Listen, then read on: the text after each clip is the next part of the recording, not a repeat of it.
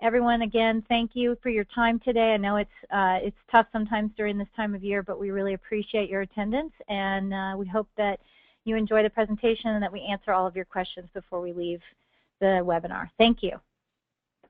Thanks, Heidi, and thanks everyone for joining us this afternoon, and happy holidays. This is Sam Asafa, Senior Urban Designer for the City of Boulder. We are very excited about this process and specifically about the IDS competition.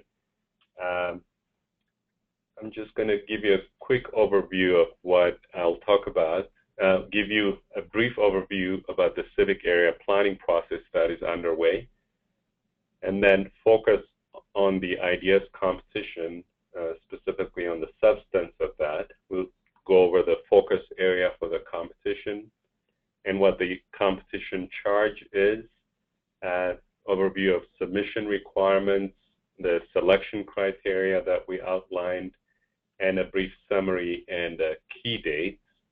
And we want to reserve a bulk of the time for Q&A so that we can hear from you any questions that you have.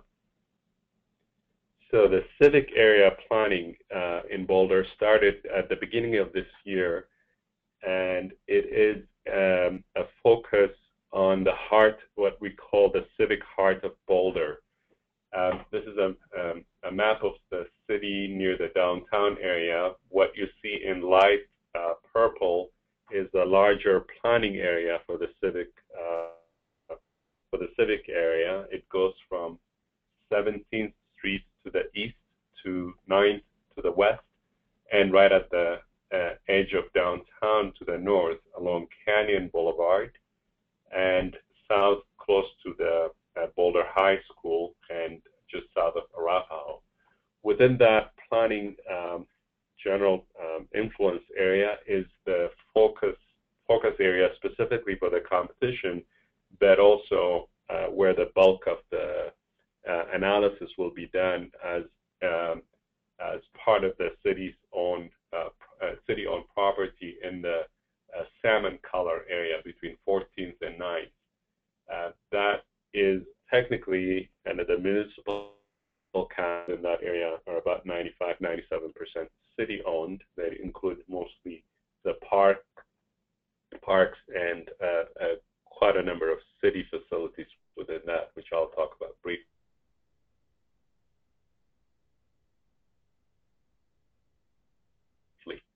The area is its location within the context of Boulder, and specifically Flatirons to the west, as you can see on this image, and then the downtown area to the east, and to the north, which will be to my right, and quite a significant amount of neighborhoods, Boulder High School, and further south will be Colorado University. But what is interesting about this Google Map 3D view is the civic area itself, which is marked by those dashed lines, is right at the core of the Canyon Boulevard, which is a major entry to the city, but it's also a major connection to the mountains beyond.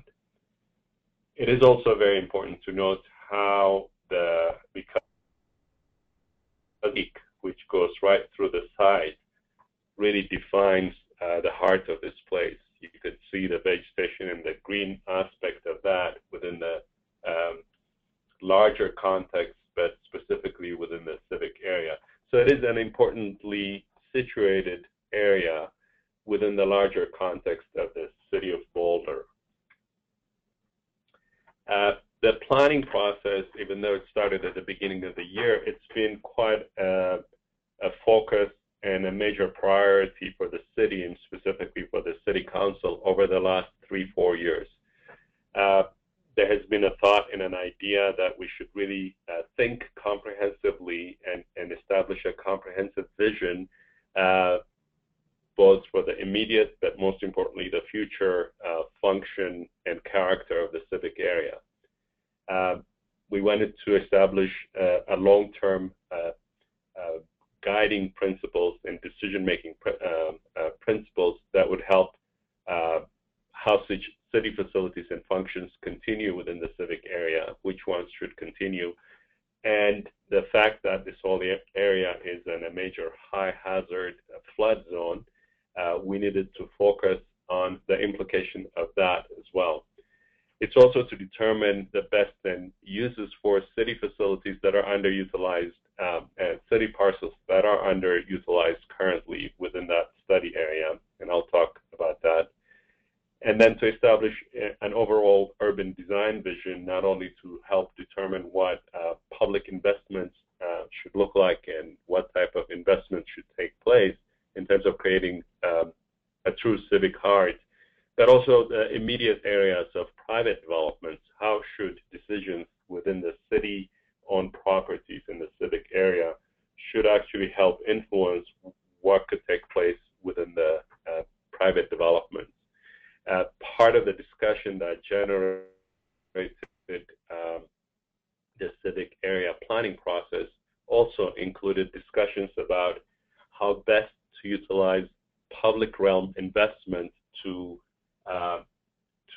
leverage private investment and change within the area. I mentioned earlier about 95% of the sites within the civic area is owned by the city.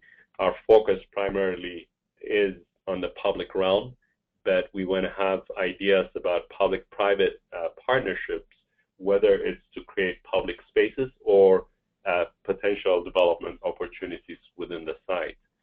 Since the beginning of the process in this phase this year, April, we've had significant amount of public engagement, both in a traditional public workshops, but also online engagement through Mind Mixer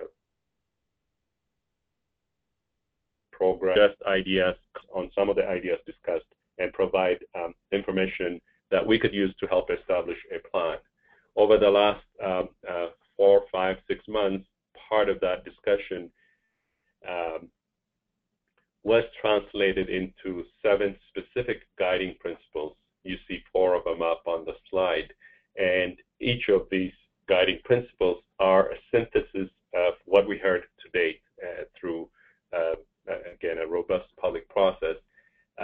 In the design or competition brief that is on the website, you could find a further description of each of these 7 principles.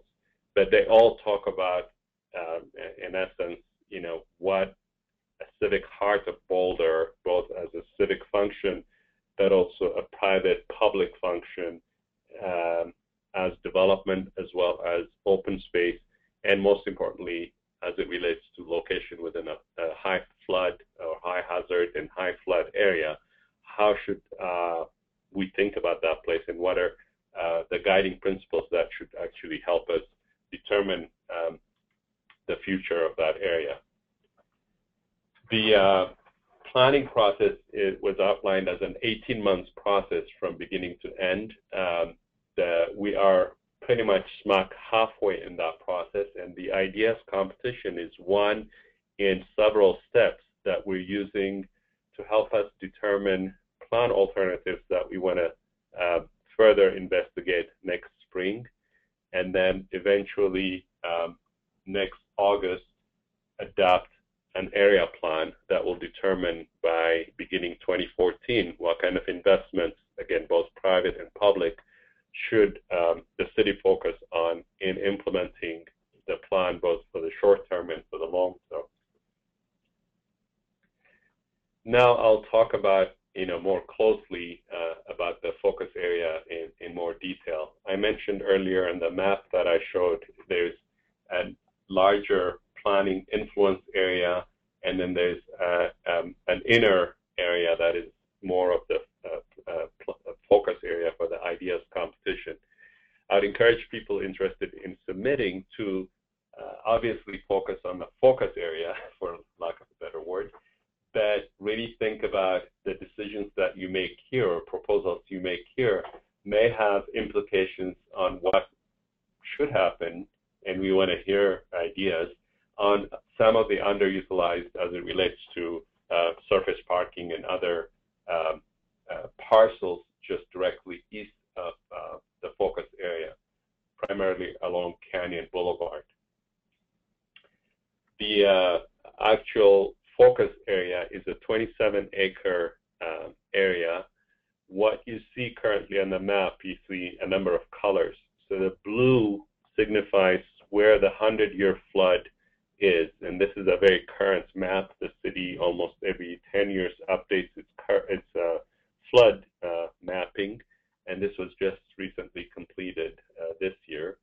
And what you see in general in salmon color is within the 100-year flood, what is considered the high hazard area. Just in plain terms, the 100-year flood means in any given year, there's a 1% chance that there will be a major flood within that area. And then what is in salmon maps out the area that will have certain speed, velocity of water, and depth that makes it a significant hazard to human life. In other words, it would be difficult to be in that situation because of the speed and depth of water that is anticipated during the flood. So those are the two key features. The Boulder Creek that I mentioned earlier pretty much cuts the site almost in half, and it is a major feature. And there are wetland boundaries on either side of that Boulder Creek. So any thought and idea for the whole area should take that into account as actually a primary feature for the site. And then we have significant amount of square footage in terms of buildings. Most of these are city facilities. You also see some reddish colored buildings. There are three of them: the municipal building, the Boulder Museum of Contemporary Arts here to the east, and then the band shell. All three of those are landmarked buildings. Landmarked buildings generally have more stricter requirements in terms of renovation or relocation, although it is possible, for example, to suggest relocation of the band shell. It has to meet landmark standards for that, and it actually has a much higher standard for relocating any landmark building. And then there's a couple of buildings, the Dushanbe Tea House, which is in dark purple, and what we call the Atrium building in lighter purple. Those have historic significance, but they're not landmarked yet. The tea house is going to be landmarked probably in the next couple of years.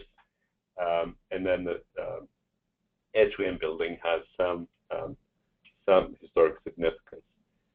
Briefly, just to talk about, again, the flood, the reason that is really important is not only just the life safety, we also have stricter regulations for buildings, especially on the 100-year flood.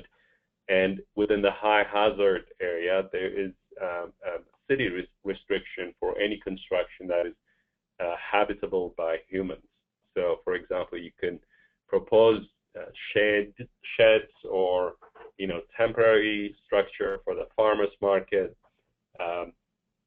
that you cannot have any new buildings for habitation within that area, or any significant renovation of existing buildings is restricted as well if they are in the high hazard area.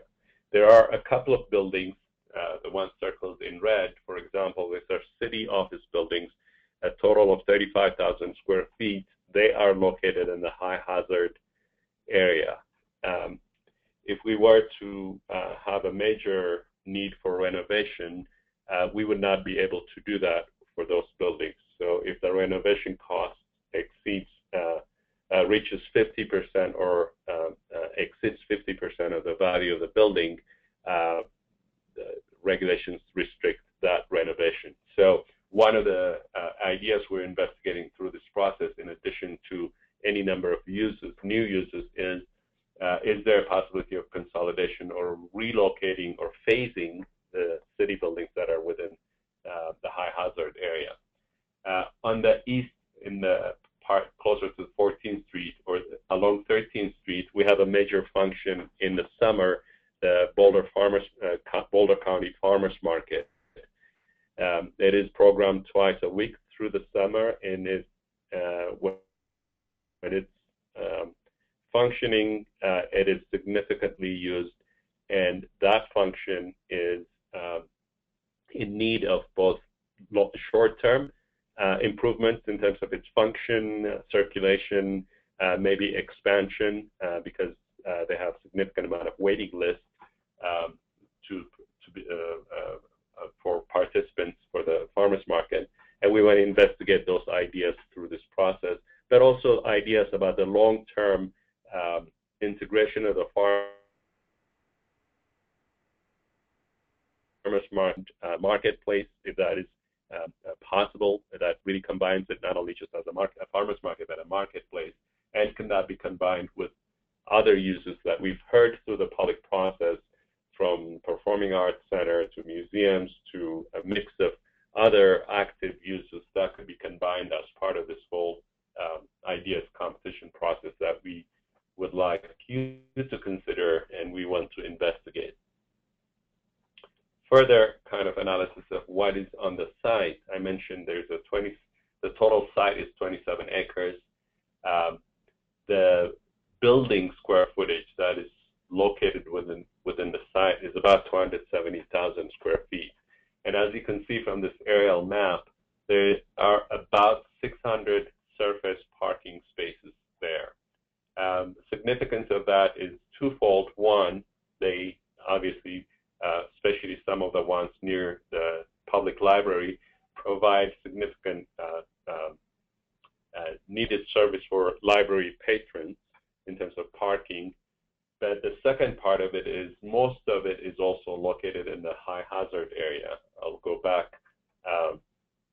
briefly on the flood map. So if you look at this map, a lot of the surface parking area that are located in the high hazard area or even in the 100-year flood area pose significant danger to life safety. One of the issues that we deal with during floods is how cars become projectiles, basically,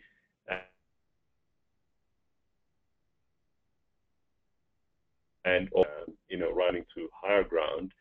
So cars become a significant issue. So one of the issues we want to investigate through this process is ideas about consolidation. If there's places within the site that those could be consolidated into some structured parking outside of the high hazard area, of course. And then would there be ideas to repurpose the surface parking?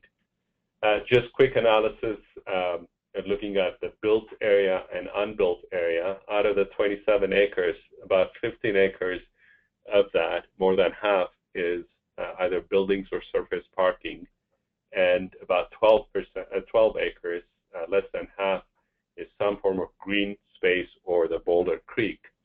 So if we think of this as a civic place, it'll be interesting through this competition to investigate ideas that really create a great public quad or public space that is open space and parks that are more consolidated, or they function much better in terms of their relationship to buildings, to civic and other functions. So within that context, there is possibilities for expansion and enhancement of some of the park features. Again, if we think about relocating surface parking, I'm going back and forth in this map, there is a potential to significantly increase the park function or the green space function of the area.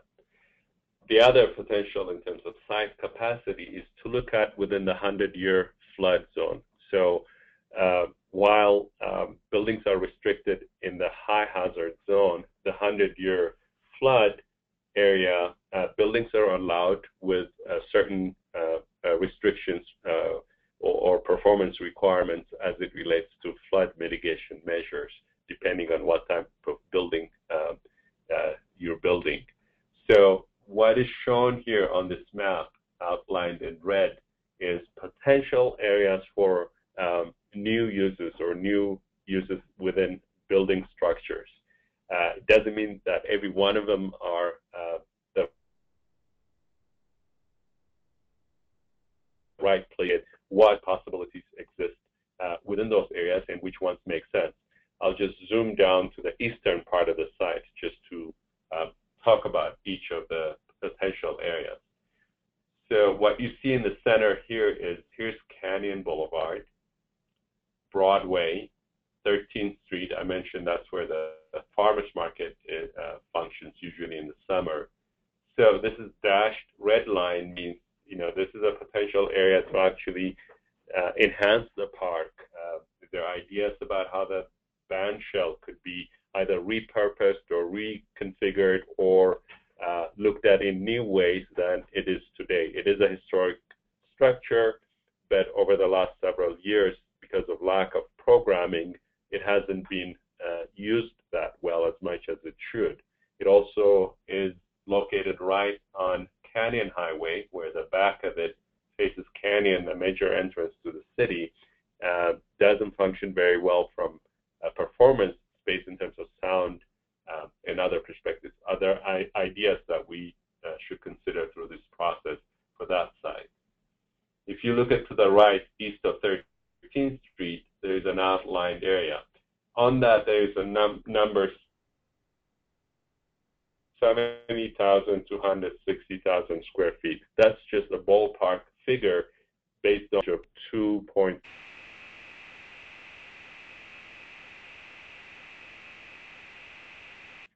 which the maximum zoning allows you about 2.7 floor area ratio. And the city also has a height limit, which is up to 55 feet. That's strict height limits. You can't build anything more than that. So this is those numbers just signify ballpark figure. If you were to maximize the site on 4 or 5 floors with that FAR, you can get up to 160,000 square foot of buildings within that, area 4. All of these are in the design and competition brief, and I'll talk about that later. You don't need to take notes on this, but I just wanted to give you what the thinking is. Or you can build a 1-floor building of 55-foot height at 70,000 square feet. So the ranges depend on what type of proposals are proposed within the site. On the southeast corner, where you see about 6 buildings in dark, those are private properties. So those are outside of the city-owned land. But if you propose ideas for those places, I think you should make a note also, why it is a compelling idea to actually incorporate those functions on those sites as part of the larger context. In any case, anywhere you propose in any private property, it would be good to put a qualifier why that is a compelling idea for your proposal. I mentioned near the band shell, potential opportunity possibly to reconfigure or enhance the existing park. And then now if we go to the western part of the site along 9th Street, this is the Boulder Public Library. And again, within that area, either on the southwest corner, this area 2, there is an existing building where the senior center is located. Very highly used building, about 16,000 square feet. That because of the design of the building and the floor plan layout, it's a very inefficient building from a functional perspective. So if people are interested in proposing ideas, it would be important to incorporate that or at least identify how that existing redevelopment of the site also addresses the existing square footage and functions there. But it is a potential area where new uses could be considered. Just as well on the northwest or northern wing of the Boulder Public Library, as well as some of the area in front of the public library, whether it's used for outdoor space or any other structure. Generally, the diagrams say, because it is in the 100-year flood zone, it is potentially a developable site. Now I'm going to talk specifically about the competition charge. We outlined this competition for ideas to be proposed in 2 specific areas. We called one of them the Vision Project. This would be ideas for the long-term transformation of the civic area, ideas about, in 10, 20, 30 years, what should this place look like, both from a land use perspective and urban design perspective. And then the other is a catalyst project or a catalytic project that could be implemented within a couple of years, 2 to 3 years, very, mostly, functions outside. And we've given examples of what those could be in the ideas competition brief. If you go to the competition website, bouldercivicarea.com, all of this information, and actually quite a significant amount of information is located there. I'll just highlight some of them on the city's website. So the Boulder Civic Area Ideas Competition, you can get the Ideas Competition brief. That'll be one way, actually, you can quickly get the full picture, and you could download it. There's a downloadable PDF file as well that explains the complete picture of the competition selection criteria and attachments with maps, important maps that you could use. There's Ideas Competition Terms and Conditions. We've also put new information on a daily basis, so it'd be good to check there. We have, based on questions from our last webinar, we have added GIS chip files and DWG AutoCAD files of a lot of the site information that you need, from parcel, building footprints, topography, and zoning.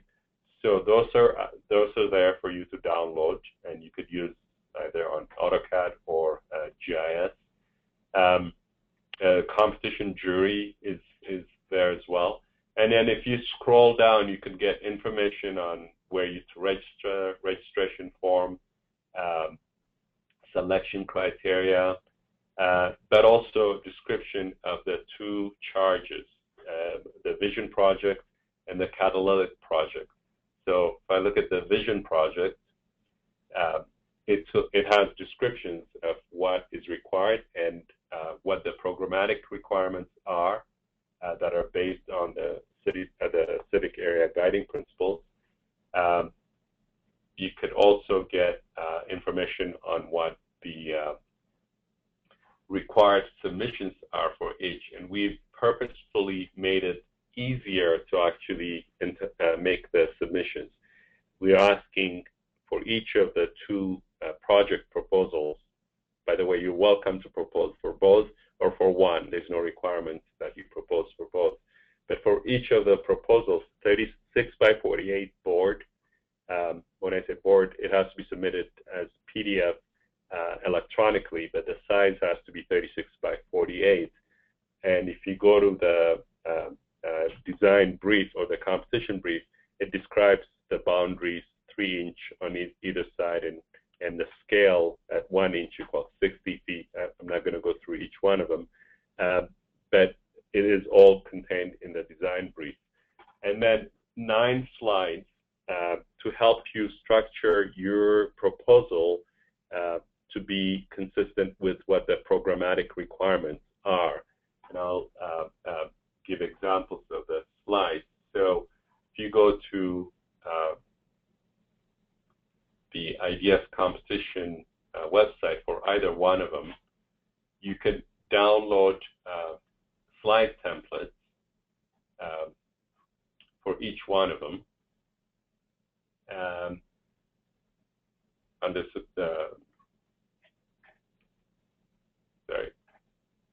in the submission requirements, you can go either for the Catalytic Project or for the Vision Project. There are slides that are made as templates that you could download, which I just did. So the slides, this one for the Vision Project, has about 9 requirements. You can add another one. 1 to 9 are required, and then you can add one more slide. This is just the slide pages. Slide 1, just overview, your project overview, and you can use images. Certainly, you don't have to create a lot of images. You could use the images that you created for the site plan. We're not requiring any three-dimensional drawings. It's all in site plan format. You're welcome to give examples of other places in 3D, but there's no requirements that you propose in 3D, but of course you're free to do that. But the basic requirement is a site plan with images. So this slide, you give a project overview, and the template tells you how, where you fit the descriptive text versus images. The second slide is what your approach is. The third slide is why choose our design, just to help structure your thoughts. What about your proposal is innovative or inspirational, so that you could put bullet points or brief descriptions. You could also use the note section below in the slides. You can add up to 200 words to support your submission, in addition to the descriptive bullet points on the slide itself. And those descriptions should follow the template and what each template is asking. If I go to slide number 4, let's see, current slide, required principle, the civic heart of Boulder. So in your competition brief, you could see the programmatic requirements that are tied to the civic area guiding principles. So each of the two vision and catalytic projects have their own specific requirements related to the guiding principles, and I encourage you to look at that. And then the slides structure your responses relevant to the required programmatic requirements. And how does it fit the civic heart of Boulder description of the guiding principles? How does it fit the life and safety requirements of the guiding principles, or any additional principles of your choice? So that's how the slide templates are structured, and your requirements for each of the vision and catalytic projects have their own slide templates that you could download. On the website as well, you could go to Crowdbrite, an online canvas that you could ask questions, put ideas, or get even further information. And I'll have Heidi briefly describe what Crowdbrite does and how you can use that process as well to get more information and get engaged. Great, thanks, Sam. This is Heidi Hildrum with Crowdbrite. And folks, thank you so much for posting your questions. Some of you are posting them twice. Don't worry. Rest assured, we will answer all the questions in a few minutes when I pass this back on to Sam. But briefly, Crowdbrite is an online platform that we use for a variety of things, including design competitions such as this. We are using it in this case to give you background information, existing conditions information, and a place where you can post questions and see answers regarding submissions and other things through this project. There's already been a significant amount of public input that's gone into this process to date, and that's helped to set up the design guidelines for the competition. And basically, crowdbrite.com is where you go. You can link directly through the Civic Area website or crowdbrite.com. It's very simple to create a free account and log in. You will see the two Boulder, we call them interactive maps or canvases. You will see the two formats, one for the Vision project, one for the Catalytic. You can click on both of those. They're featured projects. And again, it's very easy to go on. It uses interactive sticky notes. It's very simple. But you will see a lot of information on there, including a video link for the first webinar. There will be another one posted in the next day or so of this webinar, again, that answers a number of questions, and then again, all the background information to help you to prepare your submission. So Anything else, Sam, you need me to go through? No, that's actually sufficient. So okay, I'll go. I'm sorry. Go ahead. I was just going to say, let me know when you're ready, and I will start explaining some of the questions that we have so we can answer them for everyone's benefit. Okay, I'm going to go through the selection criteria quickly, and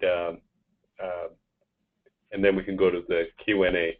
So there are two rounds of selection process after you submit your proposals. The round one is a shortlisting process where we pick 10 to 20 submitted ideas in both categories total that'll be shortlisted primarily based on completeness of submittal and what your innovation and inspiration ideas are for those submittals. Based on those would be scored based on these two categories. We'll shortlist 10 to 20 ideas, and those shortlisted would go through further review and selection by a jury of 7. The round 2 selection is more of kind of the Academy Awards selection. It's not going to be a single, great idea. Rather, 5 general categories. So the vision project will have 4 categories, best ideas in 4 categories. So best idea as a transformative placemaking, the best idea for a creative mix of land uses, the best idea for environmental flood solutions, and the best idea for civic facilities and functions. So those are the 4 categories for the vision project. So your proposal may have, 2 out of the 4 best ideas, and you may win on one or the other.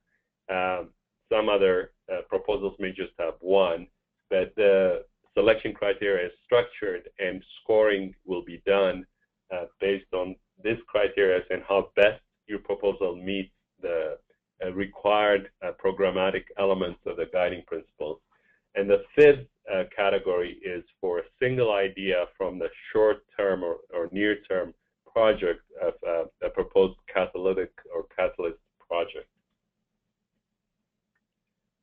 So in summary, I just want to note that this is not, the ideas competition is just one of many steps that we're using for the civic area planning process to help us determine what plan options we should be considering for further analysis and adoption at the end of next year.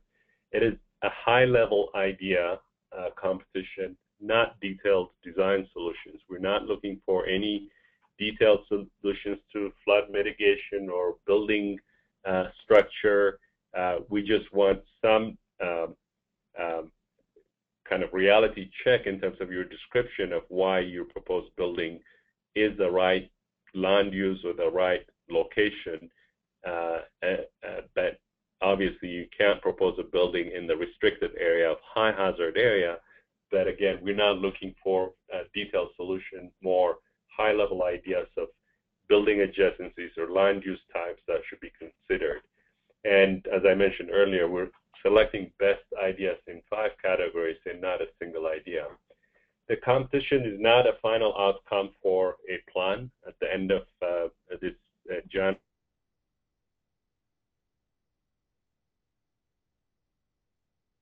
20th.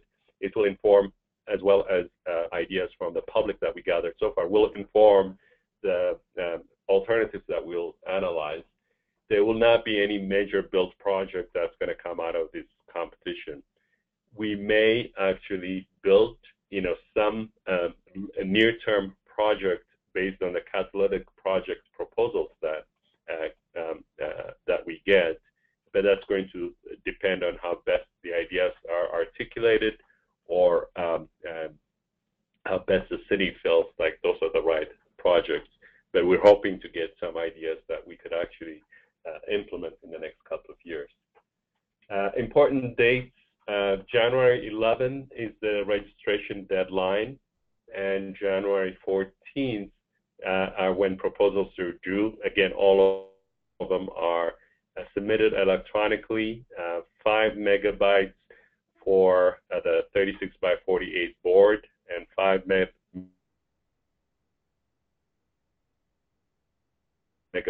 and the instructions are in the design, in the competition brief, but those are due at 5 p.m. Mountain Standard Time on January 14th. And then we'll have a jury selection process all day, January 29th, and an awards ceremony that evening that involves Boulder City Council as part of the award ceremony.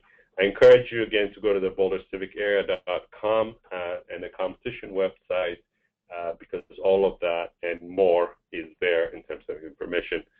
Again, thank you for attending this. We are ready to address your questions at this time. Hi, everyone. This is Heidi Hildrum with Crowdbrite again. Thank you so much for your time today. Sam, I'm going to go ahead and start asking you a few questions, and I'm going to start with some of the building related questions, and then we'll go into some of the competition specifics. We have a few folks that are asking questions on that. So one of the first questions was, could you identify what those 3 landmark buildings were that you referred to in the beginning of your presentation? Sure. Let's see. So there's the municipal building. Again, all of these are in the design brief, but the municipal building is, let me get to the slide.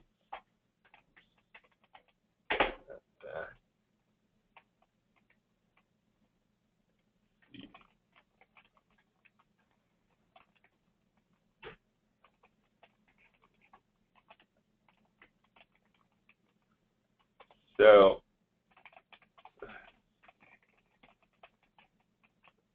the 3 buildings are just west of Broadway. You have this building. Can you see the slide?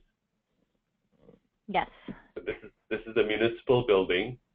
The second one is the Boulder Museum of Contemporary Arts, which is just east of 13th Street. And the third one is the band shell.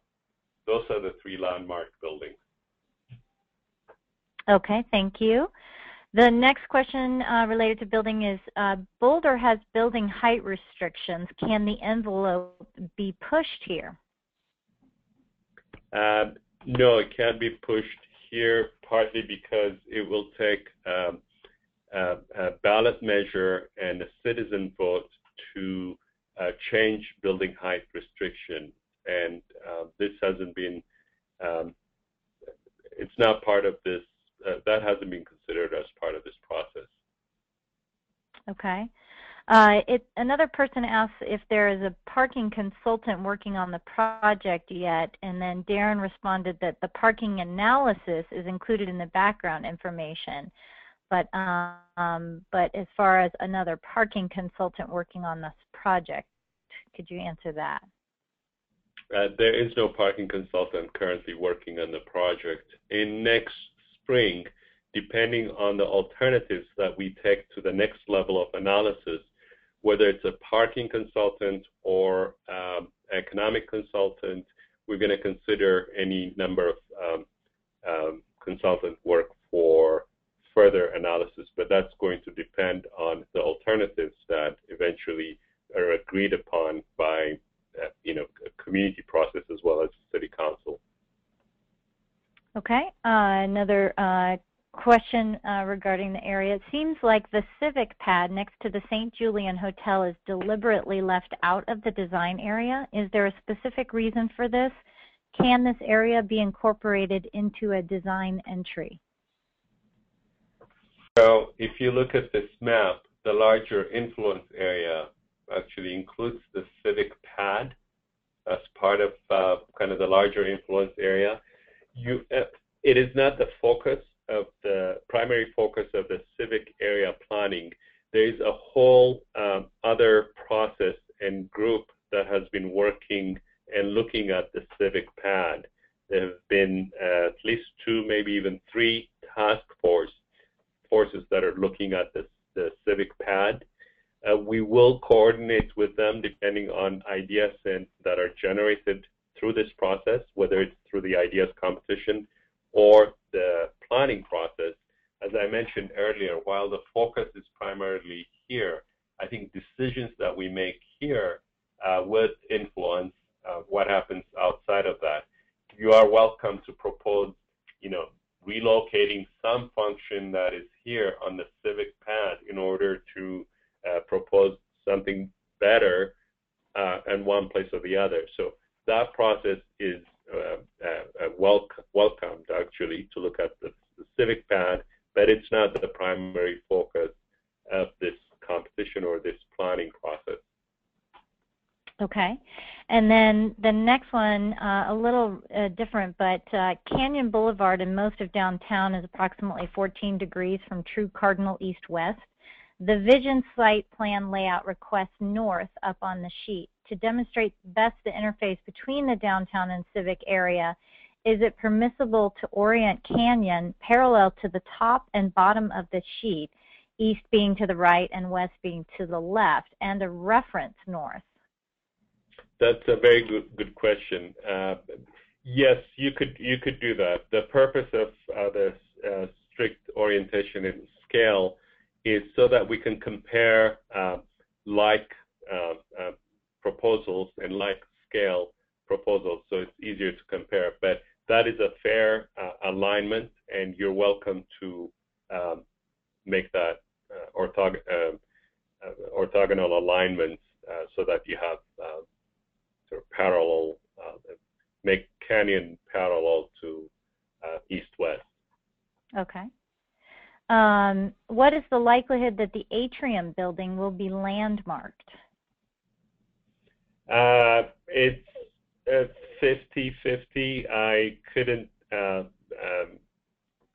you. It hasn't been looked at in the recent past. In 2000, I believe it was determined that it is eligible for landmarking. There has been some expressed interest to landmark that building. There has also been an expressed interest that it is an underutilized building and underutilized site. So any proposal is welcome, whether to landmark it and repurpose the building, to not landmark it and repurpose the building as part of either the farmers market expansion or any other ideas, or to propose tearing down the building and rebuilding something new there. Those are all welcome. What is going to be important is the justification as well as the compelling creative ideas that you're proposing is better than what is there now. And it's also important to know there's about 5,000 square foot of space there with people working there. So it's important to make a note that where that replacement or consolidation of that current space will be relocated, or if it's going to be incorporated as part of the new redevelopment. Okay, another question is the senior center. Can it be relocated, or should it stay there? You're open to make any suggestions. You can suggest relocation somewhere else, maybe identify where that could be, or you could, excuse me, I'm going to the map. So the senior center has about 16,000 square feet of space in it currently. The quick analysis there shows anywhere from 90 to 200,000 square foot is possible. Again, this very ballpark figure. So you might want to think about ideas whether either incorporating it with a redevelopment plan or consolidate it somewhere on the site, or identify or at least suggest other plausible places for relocation. And then, what kinds of restrictions should we consider as far as parking structures?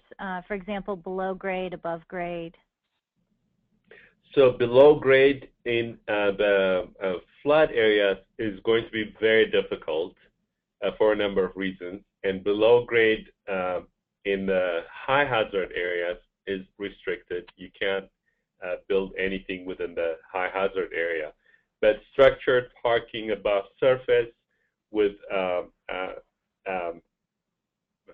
with certain flood mitigation, there's standard required required flood mitigation requirements. Within that, yeah, you're open to propose. Again, you don't need to solve every detail of it, but at least just give enough description that it is possible. But within the 100-year flood area, above grade structure, parking is possible.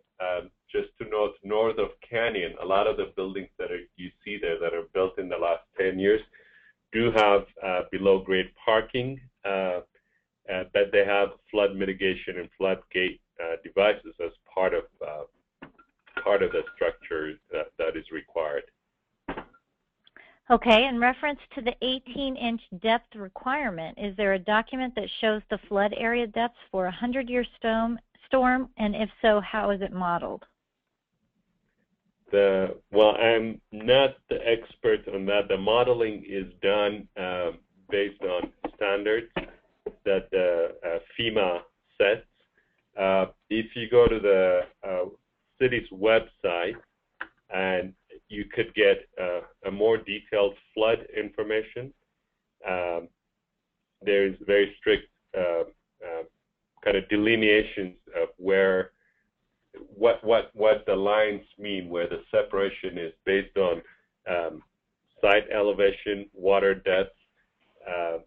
But you can get that information on the city's website under utilities, and on the current flood mapping, there's also a description of the entire requirement and process, but it's primarily FEMA established standards for mapping the depths of the 100-year flood or the 500 or the high hazard areas. Okay, the next couple questions are related to getting information for submissions and the competition. So the first one is, are the shape files and DWG files different? Do the shape files have attribute tables attached to it? They're exactly the same files. So the shape files were converted into DWG files so that people who may not have ArcView or ArcMap could just directly use them with AutoCAD. But they're exactly the same information is contained on both of them. The next question was answered via the chat window, but I'm going to ask it for the benefit of everyone and make sure you don't have anything to add. And that is, do we have to use the format that the slides have, or can we create our own format? And Darren responded that you have to include the required slides as per the template. They may be modified to match your theme, but fonts need to be readable and not smaller than what is in the template. Did you have anything to add to that, Sam? No, that response is correct. Okay. Another person asked, do we have access to all the civic engagement findings? And again, Darren answered that all the findings are on the website and also summarized in the guiding principles and brief. Anything to add to that? That's correct. I'm just putting up the city's website. You could get a significant amount of information about the public engagement on the website. They're all summarized. There's also information by phases. For example, phase 1, community engagement summary. There's information about the youth, growing up Boulder youth ideas that is collected through that process. So youth perspective and what they want to see there and what they felt doesn't work. I think those are all background information that I encourage people to actually take a look at. But that is all on the website. Another question was, will the contestants know who else is in the competition by name? And the response was, team names will only be shared after the jury review. Do you want to just quickly, Sam, review the fact that this is an anonymous competition and ensure that folks understand that their team name, the only place that that is acceptable is on the slides for both of the submission requirements, but that otherwise they need to be very careful that their logos and names, et cetera, are not do not appear in their submissions? Yeah, thank you for bringing that up. So right up front on the ideas competition brief, we said that this is an anonymous competition. No team names, company names, or logos should be included on submittal boards of slides, except on the team slides, which are on the, I guess, slide number 8 or number 9 on the slide template. And we encourage you to provide, not encourage you, we actually require that you describe your project and give it a title. So that's how we're going to know, by the title and the number of submittals. We're not going to know and announce any of the team members until after the competition, the selection is made. Okay, and then another competition-related question was about the registration fee being per team or per team member, and we answered that it is per team, so one registration fee per team. Exactly, per team, and we do encourage teaming up with multiple disciplines, and it is per team, and one registration fee. You can submit both either the vision and the Catalytic Project, or just one. There's just one fee, $25 for student teams and $75 for professional teams. Okay. Another question is, can we continue to ask questions after today, and what is the deadline for asking questions? And I may have confused folks when I responded. I thought that because the registration deadline was January 11th and submission was January 14th, that probably most questions needed to be asked before January 11th. They can be asked via the Civic Center website, email, or the Crowdbrite.com canvas, in which case folks will be submitting those, and getting updates directly from the Crowdbrite canvas. But do you want to touch base on those deadlines and answer anybody else's questions about that? Sure, that's a good point. You can submit questions via the Crowdbrite and the city's website, and if you've signed up for the email list through that, the registration deadline, January 11th at 5 p.m., that's a Friday evening.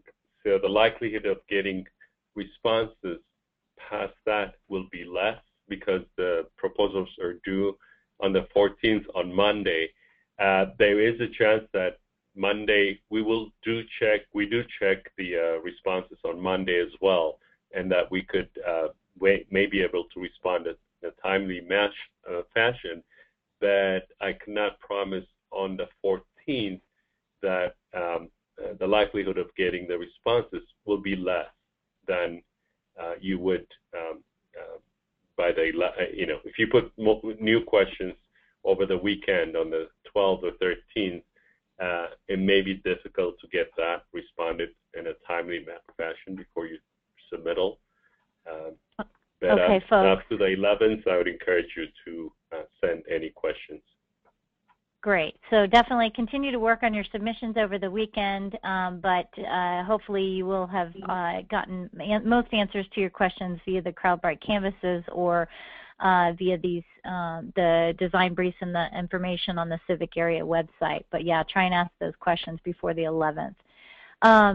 Another one asks, if the team is composed of a student and a professional, what is the fee? Well, it would be 75, but you can make the primary students, then it would be 25, but use your discretion. Okay, and let me double check. Someone thanked you for your answers on the parking. It was very clear, so thank you for that, Sam. You're welcome. I'm looking through, just making sure there aren't any questions that were asked that we haven't answered yet. Submission deadline, yes, is January 14th. However, registration is January 11th. This webinar and the previous webinar from last week, the links to those will both be posted on the website and on the crowdbrite.com.